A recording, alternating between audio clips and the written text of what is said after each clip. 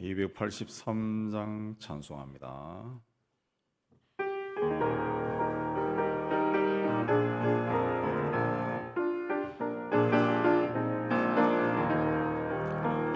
나 속죄함을 받은 후 한없는 기쁨을 다 헤아릴 수 없어서 늘 찬송합니다.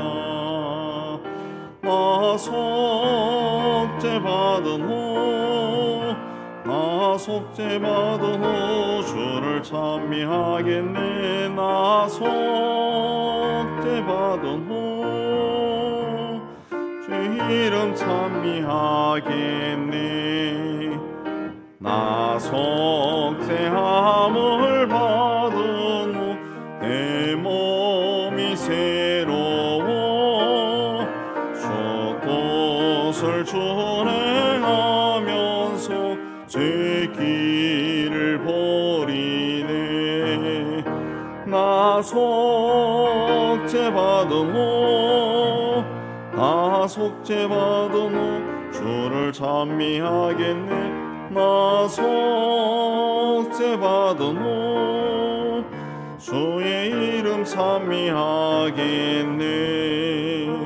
나 속죄함을 받은 후 성령이 오셔서 하나님 자녀 된 것을 곧 증언합니다.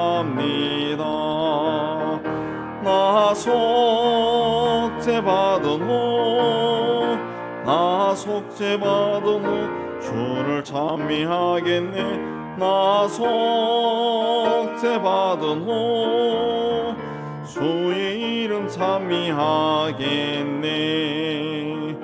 나 속죄함을 받은 후 보혈의 공로로 내 주의 은혜 입으니 늘 평안합니다.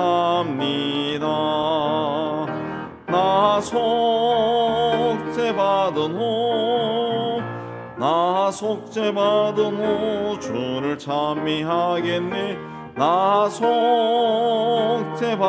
후 주의 이름 찬미하겠네.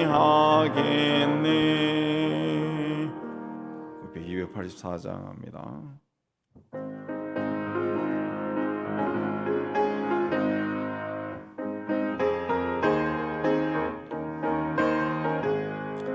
오랫동안 모든 죄 가운데 빠져 더럽기가 한량 없던 우리도 아무 공로 없이 구원함을 얻어 하나님의 자녀 지금 되었니.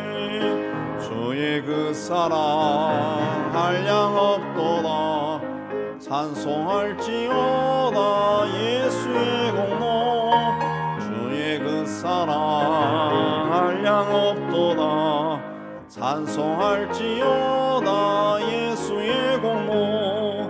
주의 보혈로서 정결하게 씻겨 죄악에서 떠난 몸이 되었고 세상 근심 구름 간 곳 없어지니 하나님의 빛이 영화롭도다.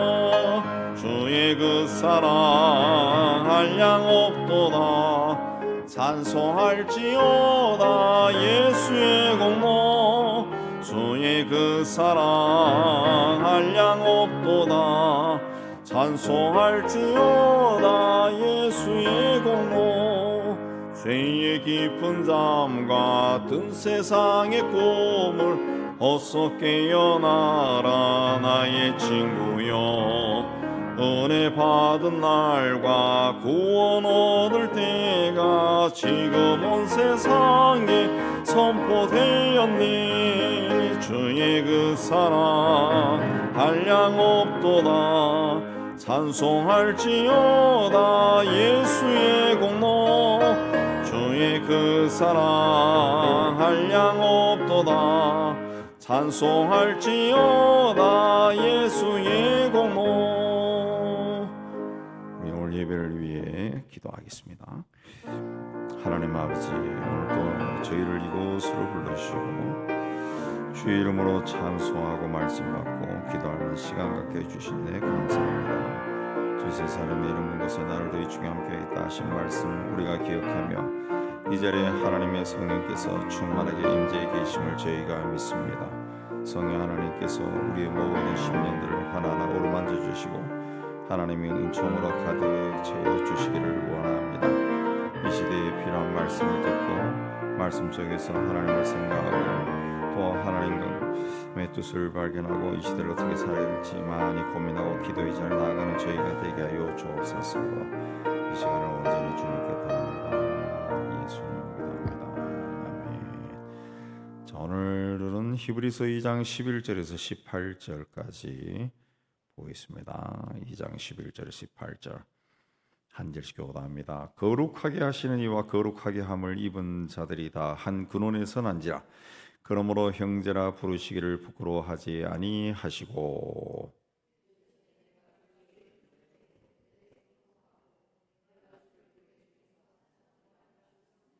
또다시 내가 그를 의지하리라 하시고 또다시 볼지어다 나와 민 하나님께서 내게 주신 자녀라 하셨으니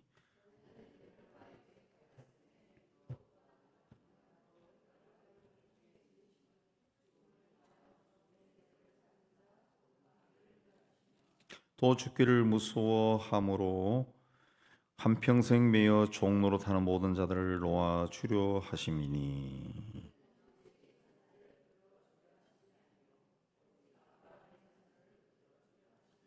그러므로 그가 범사의 형제들과 같이 되심이 마땅하도다. 이는 하나님이 이래 자비하고 신실한 대제사장이 되어 백성의 죄를 속량하려 하심이라.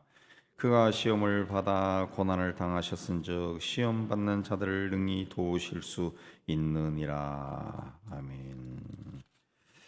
10장 22절. 네, 교회를 그 신약 성경에서 교회라고 하는 단어가 이제 에클레시아. 에클레시아는 예수를 그리스도로 믿는 사람들이 성령으로 하나가 된 공동체를 말합니다. 그 에클레시아나 불러내서 모은다 그런 뜻인데 성경에는 집회 또 모임 이렇게도 번역되어 있습니다. 구약에서 비슷한 단어는 카할인데 카할도 종교적 목적으로 모인 회중들을 카할이라고 합니다. 그러니까 교회는 하나님께서 모든 사람들 가운데서 택하시고 많은 사람들 가운데 택하시고 불러서 모은 무리, 이 교회가 되겠습니다. 이 교회가 가진 여러 가지 뜻 가운데서도 가장 보편적이고 가장 중요한 뜻이 그리스도의 몸입니다. 그리스도의 몸. 예. 사도 바울도 고린도전서 3장 16절에서 교회는 성령이 거하시는 하나님의 집이다 그랬습니다. 성령에 의해서 하나의 공동체를 이루고 있는 곳이 바로 교회 공동체입니다. 교회 공동체. 오늘 말씀 보면은 거룩하게 하시는 이 주님이죠. 거룩하게 함을 입은 자 우리입니다. 다 한 군에서 난 자다. 한 근원이 났다. 다 하나님께서 났다는 거죠. 그러므로 형제라 부르시기를 부끄러워하지 아니하시고 그래서 형제 주님이 우리를 형제라고 부른다. 그래서 형제라 부른다. 그렇습니다. 그래서 12절 보면은 내가 주의 이름을 내 형제들에게 선포하고 내가 주를 교회 중에서 찬송하리라 그랬습니다. 이거는 이제 시편 22편 22절에 다윗이 왕위에 오르기 전에 사울로부터 온갖 핍박과 순환을 당하는 상황에서 하나님의 도우심을 찬송한 그 시편에 나오는 것을 이제 그리스도께서 이제 인용한 것으로 말하는 겁니다. 그래서 내가 하나님의 이름, 여기서 주님을 하나님의 이름을 형제들에게 선포하고 하나님을 교회 중에서 찬송하리라 그런 뜻이 되겠습니다. 예수께서 이제 하나님을 형제들에게 선포하고 교회 중에서 찬송하겠다, 하나님을 찬송하겠다 그렇게 이야기했다는 것으로 이제 인용한 겁니다. 네, 히브리서 기자가 또다시 내가 그를 의지하리라 하시고 또다시 볼지어다 나와 및 하나님께서 내게 주신 자녀라 하셨으니 13절 말씀은 그 이사야 선지자가 아수르 제국의 침략에 직면한 이스라엘 백성들에게 그 하나님에 대한 신앙을 고취시키기 위해서 한 말입니다. 나와 내 자녀들은 하나님만을 의지하겠다. 그렇게 해서 이 난간을 극복하겠다. 라고 이제 선포한 건데 그것을 히브리서 기자는 이제 그리스도가 하신 말씀으로 인용한 겁니다. 내가 그를 의지하리라. 볼지어다 나와 및 하나님께서 내게 주신 자녀다. 그랬습니다. 다 무슨 말씀하면은 그 형제라는 나와 그리스도와 그리고 하나님이 주신 자 이들이 다 형제라는 겁니다. 우리가 다 한 형제다. 그 뜻입니다. 그죠? 자, 하나님께서 사람을 처음 지으실 때 사람이 혼자 있는 것이 좋지 아니하니 내가 그를 위하여 돕는 배필을 지으리라. 그래서 남자가 부모를 떠나 아내와 합하여 둘이 한 몸을 이룰지로다. 그렇게 선포해서 이제 가정이라는 것이 탄생하는데 세워지는데 근본적인 것은 뭐냐 하면은 하나님은 사람이 혼자 있는 거 그걸 좋게 생각하지 않는다는 거죠. 처음에 아담을 만들게 만들었죠. 보니까 아무리 하나님이 함께해도 얘가 뭔가 쓸쓸할 것 같아요. 그래서 가치 있는 사람을 지었다. 그 가치 있는 사람이 돕는 배필, 다르게 이야기하면은 돕는 자, 돕는 자. 그 돕는 자인데 물론 남자와 여자지만 돕는 자인데 두 사람이 하나가 되겠다. 하나가 되겠다. 이 창세기서부터 태초부터 하나님이 세상 만물을 지을 때부터 남자와 여자가 하나가 된다. 그 뜻이라기보다 보다 큰 하나님의 뜻은 하나가 된다. 하나가 된다. 하나가 된다는 것을 이야기하는 겁니다. 두 사람이 하나가 되게 하는 거, 하나가 되게 하는 것이 한 몸이 되게 한다는 거예요. 그게 하나님이 세운 공동체의 목적입니다. 그래서 하나님의 공동체는 한 몸이 되는 것처럼 하나가 되는 겁니다. 그래서 우리의 몸도 고린도서에서는 이제 지체로 그리스도의 몸인데 이걸 지체로 표현하는 겁니다. 이 몸.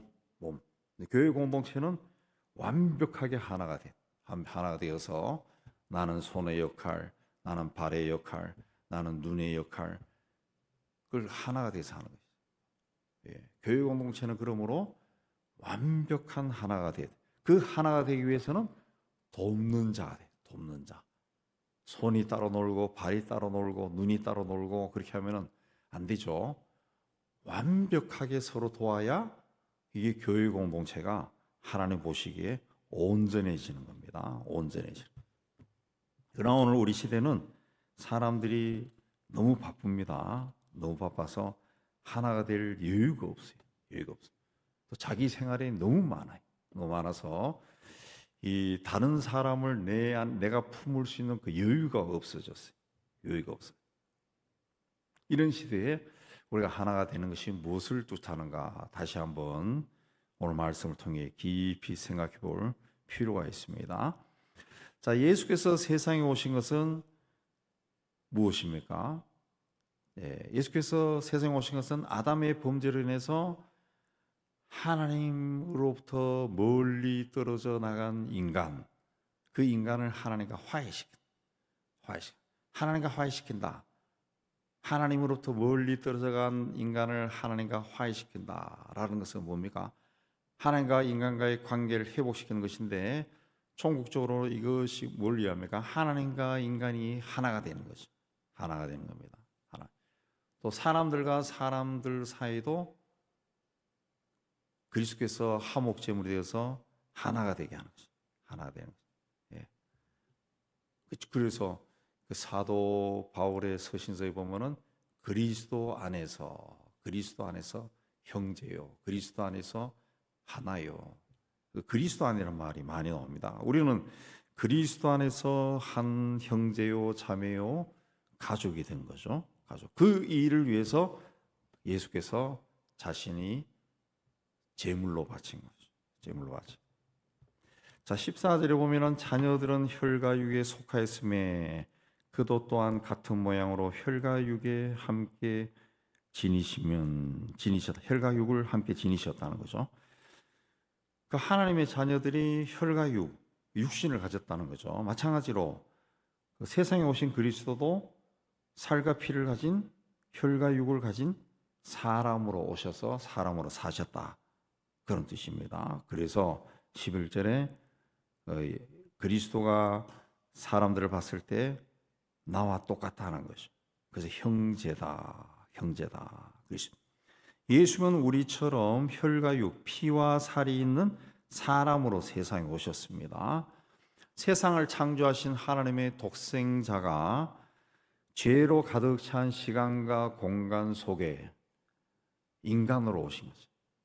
시간과 공간 속에 인간이라고 하는 그 유한한 존재로 자기를 제한시켜 버린 거죠. 예. 그 하나님은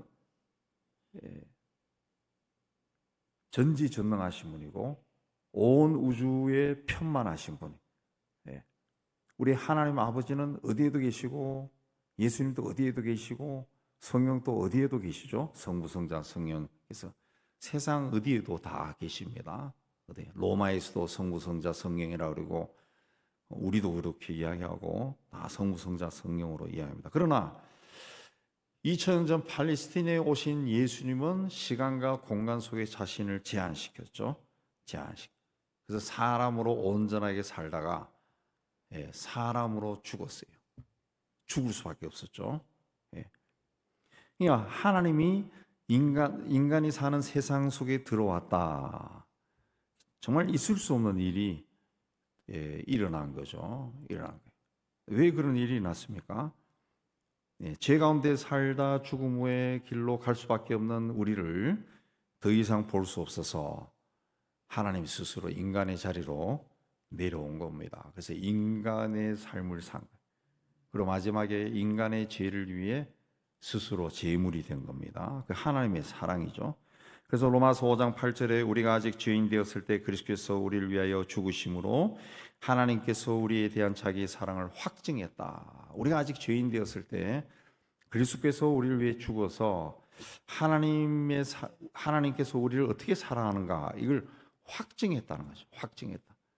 확실한 증거로 보였다는 거죠. 증거다.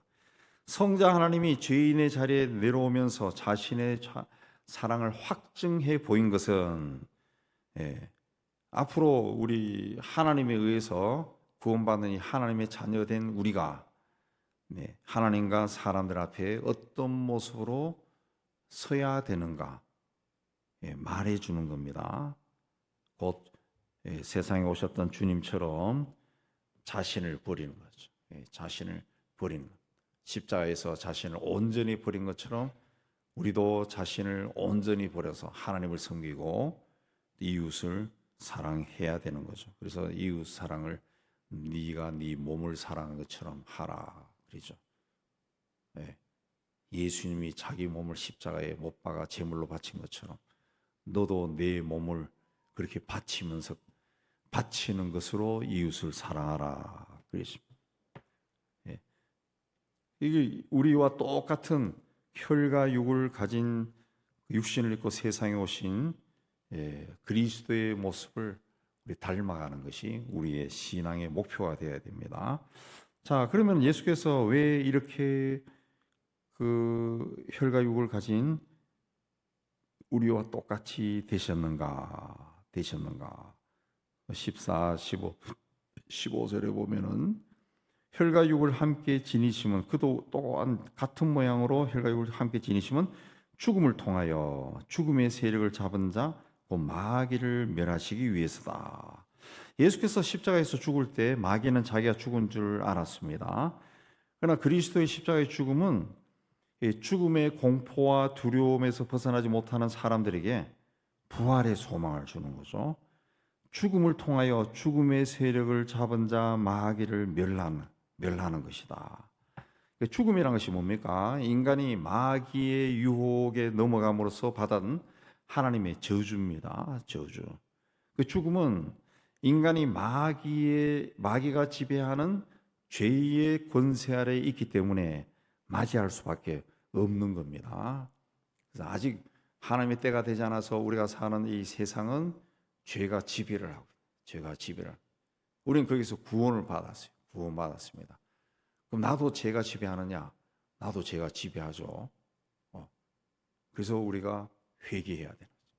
우리가 회개하고 그리스도께서 나를 위해 십자가에 죽으셨음을 고백하고 감사하고, 그리스도께서 죽음에서 이김으로 부활하심으로 죽음의 세력을 물리친 것에 대해서 감사하고 찬양하고, 그리고 성천하신 주께서 우리에게 성령을 보내셔서 우리와 함께하게 하신 것에 대해서 다시 또 감사하고, 그리고 우리는 그걸 고백하면서 이제 주님의 권능 아래 산, 이 죄가 지배하는 세상에 살면서 죄의 지배를 받지 아니하고 하나님의 권능 아래 사는 거죠. 그래서 하나님이 영으로 임하신 겁니다. 영으로 임하신. 근데 예수님은 십자가에 죽으시고 부활하심으로 죄와 죽음의 권세를 잡은 마귀를 멸하셨습니다. 그래서 예수께서 내가 세상을 이겼다 그랬습니다.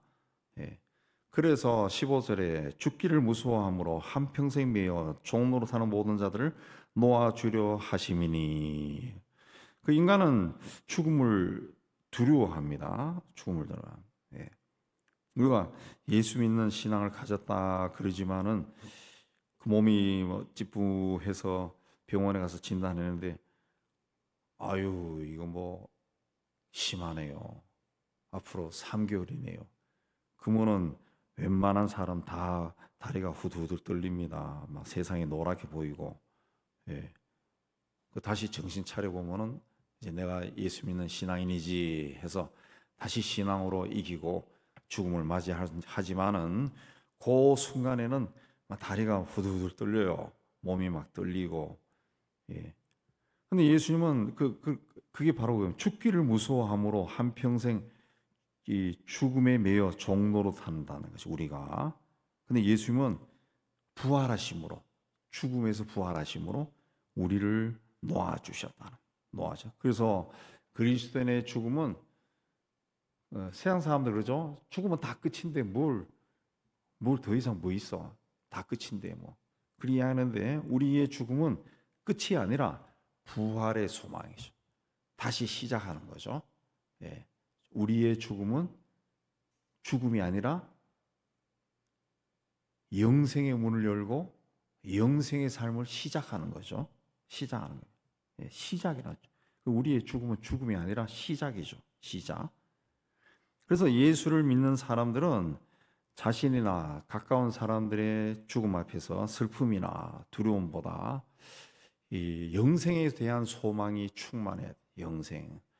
우리 죽음을 맞이하지 않은 지금 우리들도 신앙생활 할 때 이 영생의 소망이 좀 강렬하게 있어야 됩니다. 강렬해야 돼. 좀 강해야 되는. 우리가 세상 살면서 그 사람들 죽는 거 참 많이 보잖아요. 굉장히 많이 본다고. 저는 목회하면서 좀 임종하는 것도 굉장히 많이 봤고 돌아가신 분도 굉장히 많이 봤는데, 다 때가 되면 이 모양 저 모양으로 다 세상 떠난다고요. 다 똑같이 세상 떠나는 것이 아니라 제가 목회 경험에는 10살 미만의 애가 죽는 것을 장례식도 해봤고, 중학생, 고등학생, 대학생, 청년 다 해봤는데, 그 죽음, 저 사람들이 죽어서 어디 갈까 그 생각도 참 많이 하죠. 천국 간다 그러지만 그 생각을 해보는 거죠. 어디 갔을까, 어디 갔을까 생각도 많이 해보는데, 며칠 전에 그 후배가 오랜만에, 그 목사 후배가 아닌 세상 후배가 오랜만에 찾아와서, 사업하는 후배가 와서 같이 대화하고 몇 시간 대화하고 차도 마시고 했는데, 요는 다른 이야기 하는 것이 아니라 그 친구는 한 10몇 년 만에 본 것 같아요. 전화하고 카톡은 일이 종종 있지만은, 본 순간에 뭘 느꼈나? 그 오랜만에 만난 사람, 제 또래 되는 사람들 다 그래요. 여러분도 그러죠. 처음 인사가, 아이고 왜 이렇게 늙었어? 다 그런다, 다 그런다, 다 그런다. 근데 교회는 나보고 형님은 옛날하고 똑같네 그러더라고. 똑같지. 나는 니는 왜 이리 늙었노? 늙었더라고. 예. 형은 왜 그래 안 늙었어? 나는 매일 운동하잖아, 관리하고 열심히 나와 싸우잖아. 예. 그런 모습이 없으니까 그 친구는 이제 늙은 모습이 보이더라. 주름살도 나보다 더 많고. 괜히 미안하지만은 어쨌든 늙어 보이더라. 우리가 20대 때는 한참 때는 전혀 그런 게 없었거든. 이 40대도 그렇고. 근데 둘 다 이제 70에 가까워지니까 이게 늙어 보이는 거예요. 늙어. 우리 아이들이 이제 다 30대고 40대고 막 그런 거예요. 이 세월이 흘러가는, 세월이 흘러가는. 예. 세월이 가만 생각해보면 옛날 우리 아버지가 내 나이 때보다도 내가 더 나이를 더 든 것 같은 그런 느낌입니다. 아버지의 나이를 그대로 밟아가는 거예요. 돌아가셨죠. 돌아가셨지만 언젠가는 떠난다는 거죠. 언젠가는 떠난다는 겁니다. 뭐 세월을 붙들려고 아무리 노력해도 붙들 수도 없고 그냥 훌훌 지나갑니다. 훌훌 지나. 그리고 언젠가는 죽음을 맞이하겠죠. 맞이하겠죠. 그래서 이제 나이가 들어가면은 나는 건강하게 오래 살 거야. 이거보다 우리 믿는 사람들은 항상 언젠가 나에게 죽음이 올 수 있다. 예. 그걸 많이 생각해야 될 것 같아요. 그럼 그 죽음을 내가 어떻게 맞이할 것인가? 굉장히 존귀하게 명예롭게 맞이해야 되지 않겠냐? 그런 거 많이. 제가 아는 분은 나이가 들어서 70 넘어서 몸이 좀 많이 안 좋아져서 병원에 가니까 말기래요. 말기. 그래서 자식들은 막 놀래가지고 뭐 서울에 무슨 병원 무슨 갑시다 그러고 뭐 했는데 이 어른은 굉장히 신앙이 좋은데 됐다. 잘 살았다. 지금까지 잘 살고 행복하게 살고 너들도 잘 되고 잘 살았어. 됐어. 내가 이제 뭐 그렇게 병원에 가가지고 고통 중에 막 치료하고 뭐 매달려 가지고 그 다시 그걸 할 필요가 뭐 있냐 째고 뭐 그냥 요 모습 그대로 가겠다. 그래서 마지막에 통증 치료만 하다가 가신 분도 있어요. 가신 분도 있어요. 또 제가 아는 존경하는 목사님 한 분은 또 그분도 암이었어. 마지막에 암이니까 치료 안 한다 그러고 기도하다가 갈란다 하고 금식 한 20일 기도하다가 돌아가시고 정말 금식 기도하다가 돌아가신 그런 분도 있어요. 그래서 우리에게 굉장히 큰 교훈을 많이 줬죠. 그러니까 우리가 평소에 그런 죽음과 이 천국, 영생에 대해서 많이 생각하고 준비한 사람들은 자기에게 어떤 죽음이 가까이 다가와도 두려워하지 않아. 예. 그냥 오히려 내가 이거 뭐 고쳐가지고 해봤자 뭐 5년 10년 더 사는데 그렇게 막 아프고 약 먹으면서 뭐 그 사는 것보다 하나님께 가는 게 나 훨씬 좋을 것 같아. 그런 사람들도 은근히 꽤 많더라고요. 예. 예수님이 죽음의 길로 간 것은 한평생 죽음에 매여 종로로 타는 자. 죽기 싫으니까 막 살기 위해서 죽음의 종로로 타는 거죠. 그들을 놓아주기 위해서 그리 하셨다. 그 다음에 16절 이하에는 우리를 돕기 위해서 그렇게 하셨다는 거죠. 16절 마지막에 보면은 오직 아브라함의 자손을 붙들어 주려 하심이다. 천사를 붙들어 주는 게 아니라 아브라함의 자손을 아브라함의 자손, 우리가 영적으로 아브라함의 자손이죠. 붙들어 준다라고 하는 것은 도와준다는 겁니다. 도와준다. 예. 어떤 사람이 어려움을 만났을 때 그 사람이 어려움을 도와줄 수 있는 사람은 확실하게 도와줄 수 있는 사람은 누굽니까? 그 사람이 겪는 것을 이미 경험했는 사람. 이미 경험했는 사람. 예. 저도 젊은 시절에 굉장히 힘든 일을 당했을 때 친구들이 하나님이 너를 쓰기 위해서 그런가 봐 그러더라고. 그게 굉장히 기분 나쁘더라고. 예. 그럼 네가 당해라 임마. 근데 그런 말 다 그랬는데, 근데 그걸 통해 가지고 이 사람을 보는 그 눈이 좀 깊어져요. 깊어지고 생각이 좀 깊어지더라. 그래서 목회 주 회하면서 그런 고난을 당한 사람들을 그 이해하게 되고 보게 되는 거죠. 보게 되는 거죠. 예, 보게 되는. 그래서 17절에 그가 범사의 형제들과 같이 되심이 마땅하다. 예, 그 형제들을 위로하고 돕기 위해서 형제들과 같이 되어야 됐다는 거죠.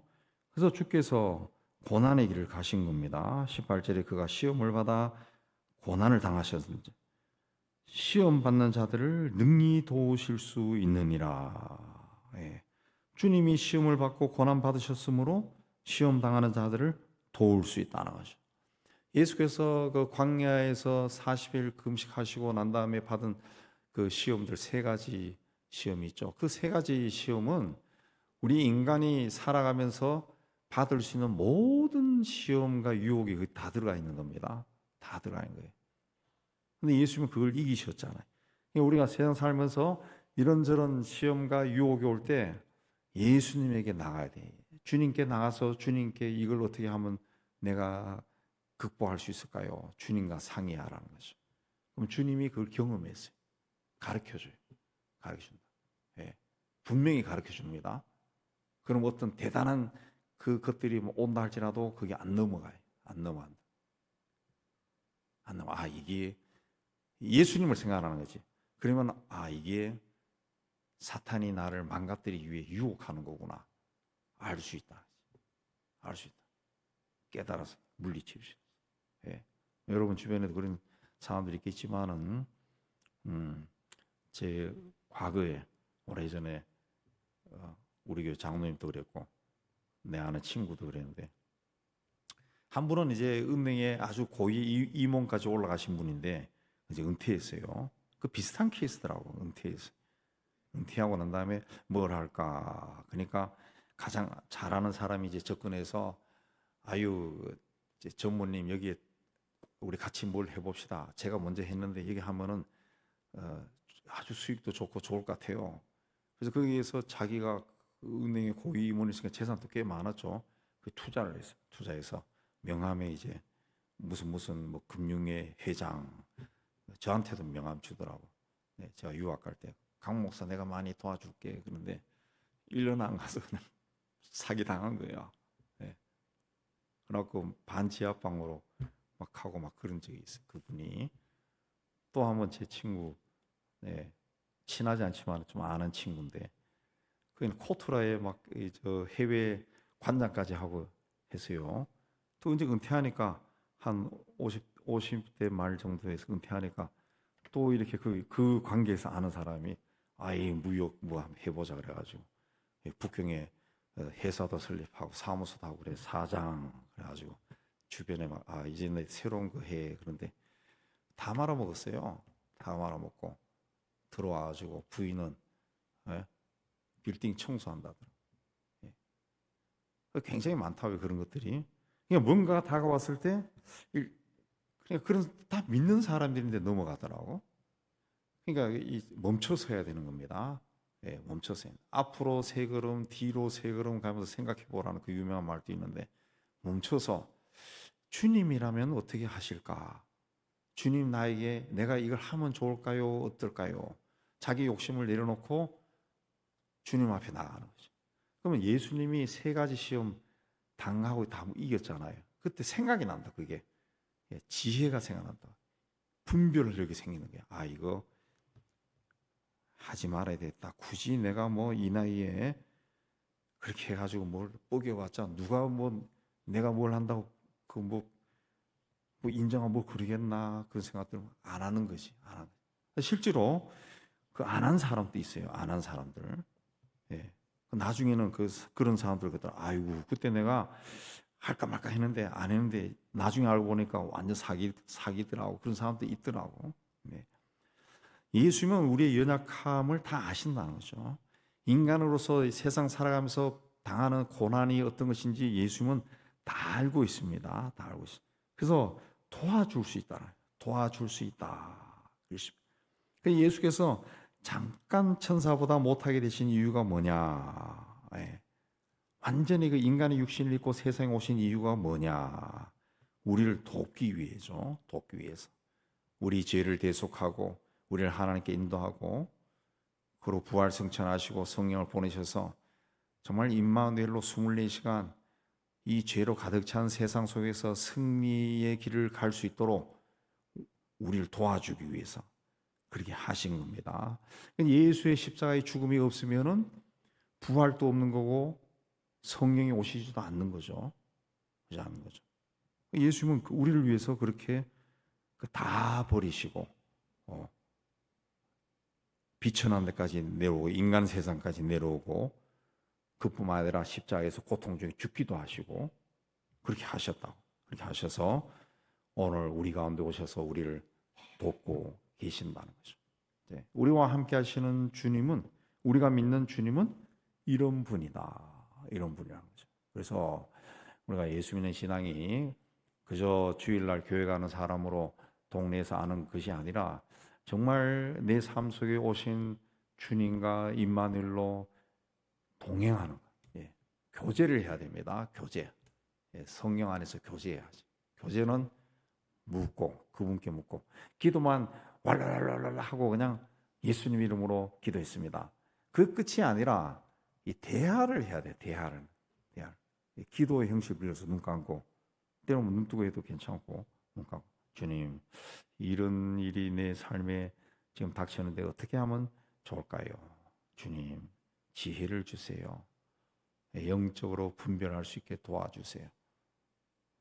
이렇게 하면서 이제 주님의 행적, 복음서에 나오는 주님의 행적들 가만히 묵상하다 보면은 예수님이 말씀하셨죠. 성령이 오시면 모든 것을 가르쳐 주시고 생각나게 하리라 한 것처럼 내가 그래도 평생 교회 다니며 설교 듣고 성경 읽었는데 어느 성경 그 귀절이 생각이 난다. 생각. 그리고 이렇게 하면 되겠구나. 생각이 나는 거예요. 생각이 나는. 생각이 나는. 그때 이제 거기에 맞춰서 준비하고 하는 겁니다. 그래서 생각나고 제가 그 자랑은 아니고 설교 준비할 때도 하나님 이번에는 이런 일로 무슨 말씀이 좋을까요? 하고 기도하면서 생각하는 거예요. 생각하는 거예요. 걷기도 하고 돌아다니기도 하고 생각하는 거예요. 쭉 생각하면서 뭘 쓰는 거지. 제가 우리 주보에 그 푸른 초장에 칼럼을 쓰는데 그건 원래 우리 교회가 좀 시끄러워서 좀 교인들하고 좀 소통하고 좀 따뜻한 뭔가를 주기 위해 가지고 쓰기 시작했는데 글 못 쓰는 사람이 글을 쓰다 보니까 괜히 시작했다 하는 마음 들 때가 한두 번이 아니에요. 그냥 머리에 막 치워. 어떨 때는 막 고통스러워요. 그래서 막 그래도 뭔가 생각이 안 날 때는 또 시집을 뒤져가지고 시를 쓰는데 다행히 제가 청년 시절부터 시를 좋아해가지고 시집이 많아. 그래서 거기서 골라가지고 이제 하고 하는데 참 그거 쉽지 않습니다. 그래서 여러분이 글을 가지고 잘 썼네 못 썼네 하지 마시고 감동으로 읽고 그렇게 해야지. 그 쓰는 사람은 얼마나 고통스러워 힘들어요. 이번 주도 뭘 써야 되는데 지금 생각이 안 나요. 그러면 일단 정신목 한 바퀴 돌아야 됩니다. 돌고 뭘 할까 생각해. 예수님에 대해서도 이렇게 생각하라는 거죠. 주님을 생각해야 돼. 신앙이라는 것은 그냥 그 무슨 예배 시간 됐다고 성경책 끼고 오는 게 신앙이 아니요. 그리고 뭐 무슨 일 닥쳤을 때 막 기도 막 하는 것만 그게 이제 신앙이 아니라고. 중요한 것은 우리와 함께 하신 주님과 교제를 해야 되는 교제. 교제는 여러분 교우들끼리 뭐 친구들끼리 어떻게 교제합니까? 대화하잖아요. 대화. 계속 이야기하는 거죠. 그 이야기 해야 되는 이야기. 그걸 통해서 자기 영성이 깊어지는 겁니다. 예수님에 대한 사랑이 막 깊어지고 세상에 살지만은 세상에 집착하는 마음도 없어지고 오히려 이 하나님이 지은 세상 아름다운 세상을 즐기는 그런 마음이 생긴다. 즐긴다 했을 때 쾌락을 즐기는 것이 아니라 이 세상을 얼마나 좋습니까? 세상을 즐기는 거지. 세상을 즐기는 거지. 예. 그래서 대모산 숲속길도 다녀보고 다니면서 땅바닥에 기는 벌레도 보고 야 쟤는 벌레로 태어났네 그러고 다니고 요새 좀 날씨가 따뜻해지니까 집안에 쓰레기통 가까운 게 날파리가 돌아다니더라고. 날파리가 그 보면서 내가 이제 날파리 지나가면은 이제 그 정강석화까지 정강석화처럼 손으로 탁 낚아치면서 내 손이 빠르구나 뭐 이런 것도 해보지만은 그 날파리가 얼마나 작은지 몰라요. 어떻게 저렇게 눈에 보이지도 않는 놈이 어떻게 저기 날아다닐까? 그 속에 또 내장이라는 뭐 다 있잖아요, 다 있잖아. 그 잡으면 또 피가 나와요, 피가 나와. 쟤는 날파리로 태어났구나. 그 아무것도 아닌 것 같지만은 자꾸 생각하면은 그런 생각도 많이 들어요.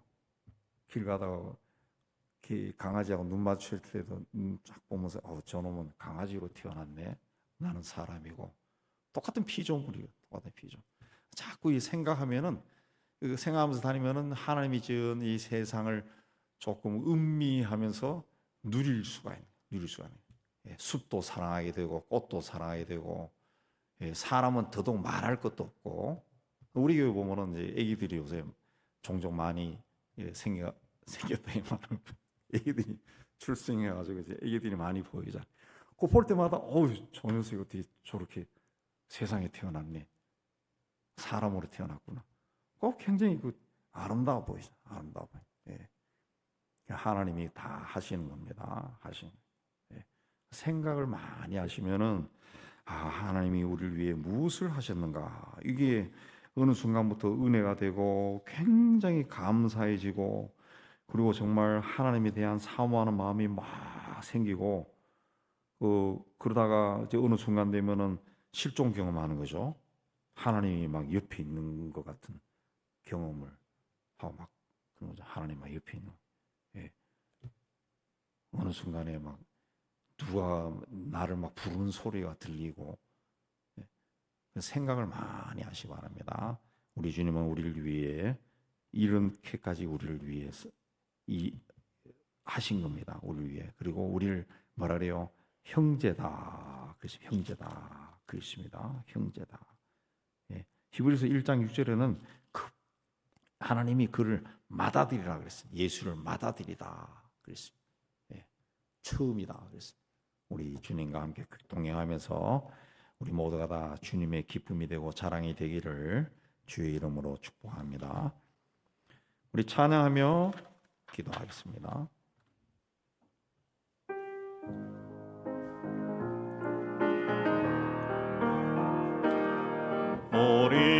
우리 함께 기도해 주 앞에 나와 무릎 꿇고 긍휼 베푸시는 주 하늘을 향해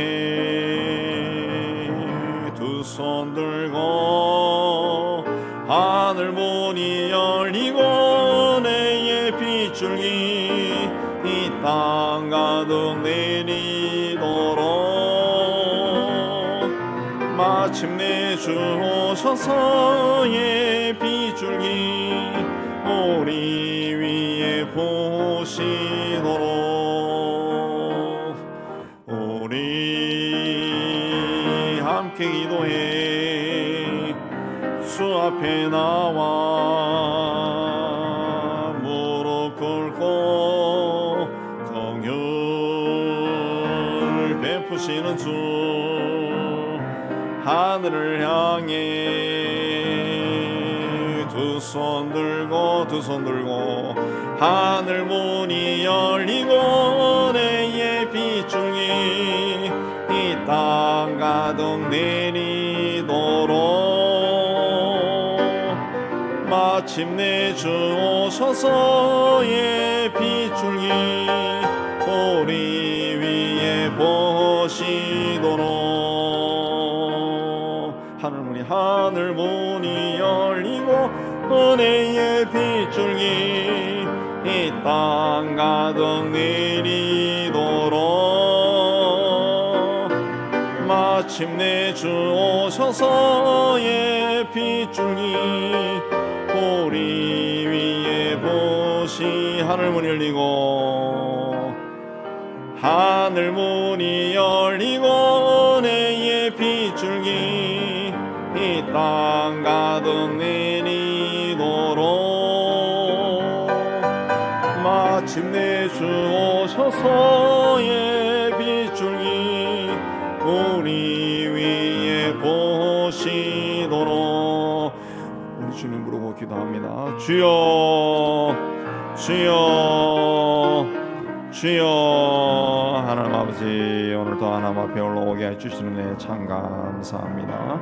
하나님 아버지, 하나님을 찬양하고 말씀 받고 또 기도할 수 있게 해주신 데 참 감사합니다. 우리가 이 악한 시대에 죄가 흘러넘치는 시대를 살아가면서 우리와 하나님께서 우리와 동행해 주신 것 참 감사합니다. 주께서 우리를 보호하시고 지켜주시고 하나님이 기뻐하신 그 길로 우리를 인도해 주심을 저희가 믿습니다. 하나님의 인도하심에 감사하며 말씀과 동행하는 저희가 될 수 있도록 은혜 다하여 주시기를 원합니다. 우리가 이 땅에 사람으로 태어나 살아가는 거 하나님이 다 하신 것이라는 그 믿음의 고백이 그치지 않게 해주시고 나를 세상에 보내신 하나님의 뜻이 나의 삶을 통해 나의 가정을 통해 온전하게 이루어지기를 늘 기도하는 저희가 될 수 있도록 은혜 다하여 주옵소서. 세상에서 우리가 가지면 조금 사는 것이 편하고 유익한 돈이나 권세가 하나님 앞에서는 아무것도 아니라는 것을 알게 해주시고 하나님 세상 것을 믿는 자가 아니라 세상을 창조하신 하나님을 믿고 하나님을 온전히 의지하는 저희가 될 수 있도록 은혜 다해 주시기를 원합니다.